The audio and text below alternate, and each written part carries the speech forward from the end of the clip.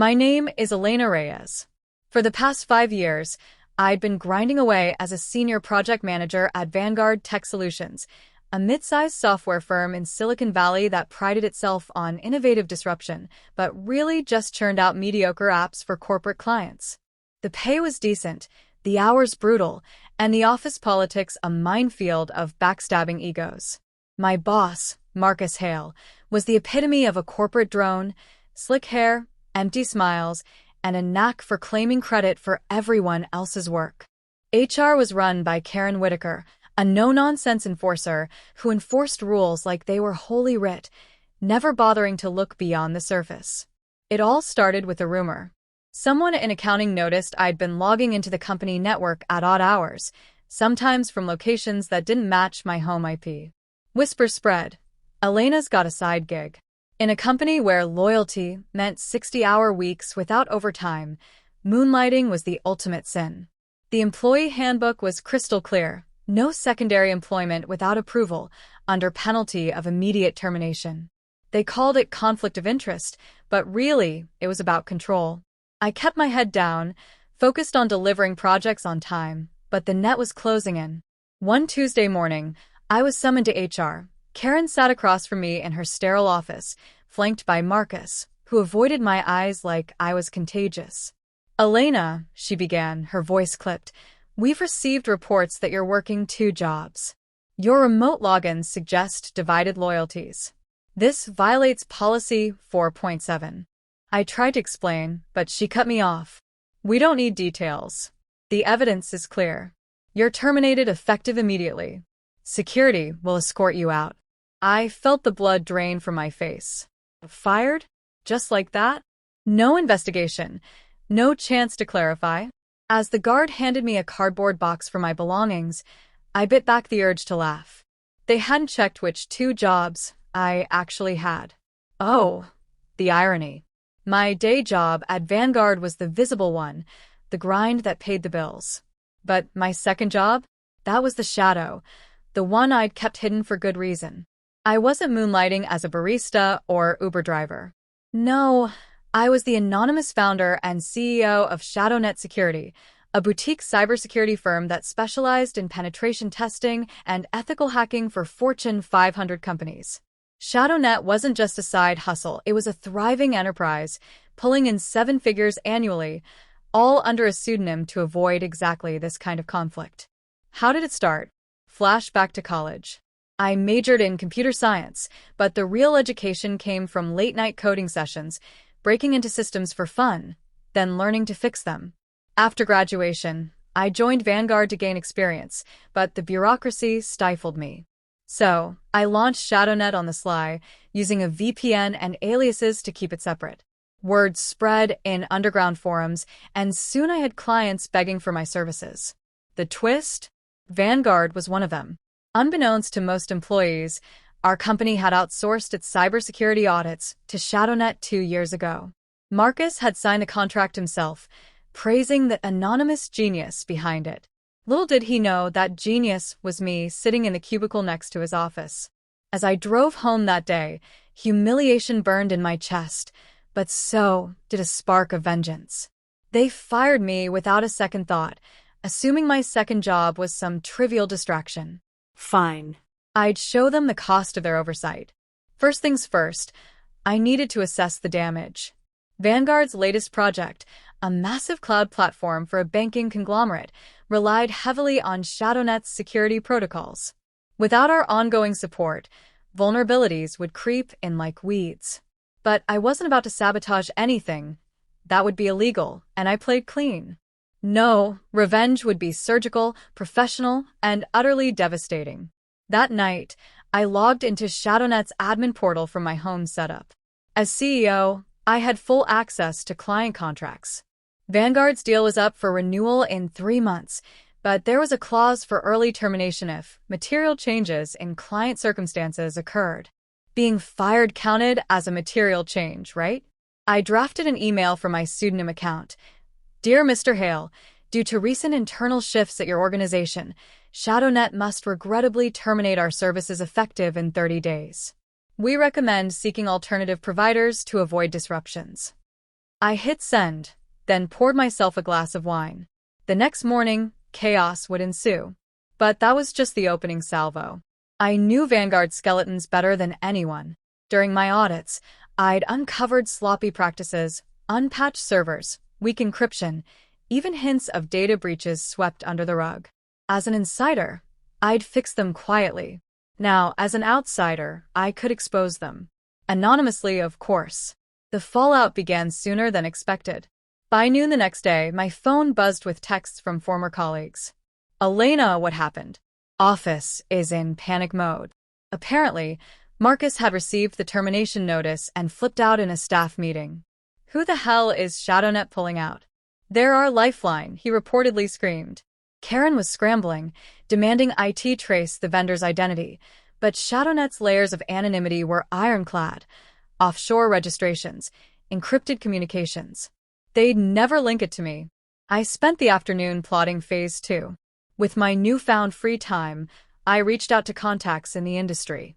ShadowNet had a waiting list of clients, including competitors to Vanguard's big projects. One call to Helix Innovations, a rival firm, and I had a meeting set. We're interested in your expertise, their VP said, especially if it gives us an edge over Vanguard. I smiled. Oh, it would. Weeks passed, and Vanguard's troubles mounted. Without ShadowNet, their security audits lagged, delaying the banking project. Clients grumbled. Deadlines slipped. Marcus blamed external factors, but whispers of incompetence spread. I monitored it all from afar, using public forums and LinkedIn updates. Then came the opportunity I'd been waiting for, a tech conference where Vanguard was pitching their platform. I registered under my real name, Why Hide Now, and attended incognito, blending into the crowd. Spotting Marcus on stage, sweating under the lights as he demoed the software, filled me with grim satisfaction. Midway through, a heckler, me, using a voice modulator app on my phone, asked, "How do you address the recent loss of your cybersecurity partner? Rumors say your systems are vulnerable." The room murmured. Marcus stammered, "That's unfounded. We're transitioning smoothly." But the damage was done. Investors pulled back. Stocks dipped. If Vanguard had been public, it would have been a bloodbath. Back home, I escalated. As ShadowNet's head, I published a white paper on common pitfalls in corporate security, anonymized but laced with Vanguard's exact flaws. It went viral in tech circles. Blogs picked it up, naming names. Vanguard Tech on the brink. One headline read, Karen Whitaker, ever the rule follower, tried to sue for defamation, but without proof of the source. It fizzled. By month 2, Vanguard was hemorrhaging talent. My old team lead messaged me, "Elena, they're offering rehire bonuses. It's a mess here." I declined politely. Instead, I poached the best, offering positions at ShadowNet, now rebranded publicly with me at the helm. Elena Reyes, founder and CEO, my new business cards read. The reveal party was sweet. A press release announcing ShadowNet's expansion, complete with a nod to parting ways with former clients due to ethical concerns. Marcus called me personally, his voice desperate. "Elena, is this you? ShadowNet was yours all along." I let the silence hang. "You fired me for working 2 jobs, remember? But you didn't check which 2. He spluttered apologies, offers of reinstatement. Too late. He begged for a meeting, said the board was breathing down his neck, that the banking client was threatening to walk. I agreed, but on my terms. Neutral ground, a sleek coffee shop in San Francisco with floor-to-ceiling windows overlooking the bay. I arrived early, dressed sharper than I ever had at Vanguard, tailored blazer, heels that clicked with authority. When Marcus and Karen walked in, their faces were a study in shock. Marcus looked like he'd aged 10 years. Karen's usual composure cracked the moment she recognized me. "Elena," she whispered, clutching her folder like a shield. "In the flesh," I said, gesturing to the empty chairs. "Please sit. Coffee's on me." Marcus recovered first, forcing a smile that didn't reach his eyes. "Look, this has all been a terrible misunderstanding. We had no idea about ShadowNet. If we'd known." "If you'd known," I interrupted, "you still would have fired me." Policy 4.7, right? No secondary employment. You didn't ask questions because it was easier to assume the worst. Karen shifted uncomfortably. We followed protocol. The evidence suggested. I was logging in from different locations. I finished. Which I was, because I was securing your systems from my home lab after hours, fixing the holes your internal team kept missing. You're welcome, by the way. Marcus leaned forward, voice low. We can fix this. Come back. Double your salary, stock options, whatever you want. Just bring ShadowNet with you. Merge it, partner, whatever. We need you. I let the silence stretch, sipping my espresso. The bay sparkled outside, fairies cutting white trails through the water. This was the moment I'd fantasized about for months, the groveling, the desperation. But it felt hollow now, almost anticlimactic. You don't need me, I said finally. You need what I built without your permission, using skills you never bothered to value. ShadowNet isn't coming back to Vanguard. Ever. Karen's face hardened. You're in breach of confidentiality. NDAs, non-compete clauses. I laughed, genuinely. Read them again, Karen. ShadowNet's contracts were signed under a separate entity, registered in Delaware with privacy protections you couldn't crack if you tried. My work there never touched Vanguard's IP. I was meticulous. You fired me without cause, actually. I could sue for wrongful termination, but I won't. I'm too busy. Marcus rubbed his temples. The banking platform launches in 6 weeks. Without your protocols, we're exposed. Regulators will tear us apart. That sounds like a you problem, I replied coolly. Maybe hire competent people next time. Or better yet, treat the ones you have with respect. I stood, smoothing my blazer. One last thing. Helix Innovations just signed ShadowNet for their entire portfolio. They're fast-tracking a competing platform, faster, cheaper, more secure. Guess whose architecture they're using as the foundation? Marcus went pale. Karen stared at me like I'd sprouted horns. Enjoy the fallout, I said, dropping a 20 on the table. And Karen, next time you fire someone for working 2 jobs, maybe check which 2 jobs they actually had. I walked out without looking back, the bell above the door chiming like a victory bell. The months that followed were a masterclass in corporate collapse. Helix's platform launched to rave reviews, poaching 2 of Vanguard's biggest clients within weeks. ShadowNet's public unveiling as my company made industry headlines. Fired employee turns out to be cybersecurity powerhouse she was paid to protect them from. The article went viral, shared thousands of times on LinkedIn and tech forums. Recruiters flooded my inbox, speaking invitations poured in. I cherry-picked the best talent from Vanguard's crumbling roster, people I'd mentored, who'd watched me get escorted out like a criminal. Vanguard limped along, hemorrhaging money and reputation.